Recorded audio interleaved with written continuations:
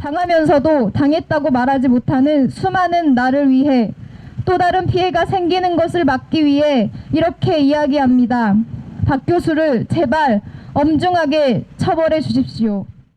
전주의 한 사립대학의 박모 교수는 지난 2014년부터 2015년까지 동료 교수와 학생 등 2명을 추행한 혐의로 기소됐습니다.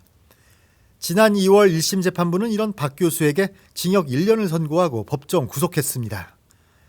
하지만 2심 재판부는 박 교수가 낸 보석 신청을 허가했습니다. 법정 구속 135일 만에 풀려난 겁니다.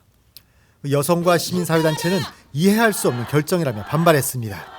1심에서 징역형을 선고하여 징역에 처할 만한 충분한 죄가 있다고 판단하였습니다. 그런데 도대체 어떤 사유로 보석 허가가 되었는지 이해할 수도 납득할 수도 없습니다. 이들 단체는 재판부가 피해자가 아닌 가해자를 보호하려 한다고 지적했습니다. 결국 대부분의 성폭력 사건에서 증거가 없으면 무죄를 줄 수밖에 없다고 판단하겠다는 것입니다.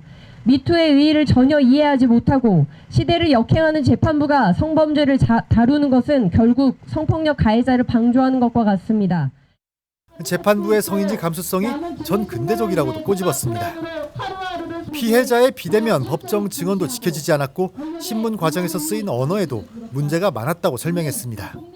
사법부가 지금 하고 있는 말들이나 증인에게 신문하는 내용들이 굉장히 문제적이고 사실 성인지 감수성을 떠나서 너무 문제적인 부분이 많아서 보석방 결정으로 피해자들은 2차, 3차에 추가 피해를 입을 수밖에 없다고 걱정했습니다. 1심 공판을 진행하는 과정 중에서 본인이 명예훼손으로 고소를 할 것이다라는 이야기를 실제로 한 적도 있고요. 그리고 그런 부분에 있어서 연락을 취할 수도 있고 자신에게 해를 가할 수도 있다라는 생각이. 단체들은 재판부를 규탄하며 박 교수에 대한 보석 허가 결정을 즉각 취소할 것을 주장했습니다. 전주뉴스 박원기입니다.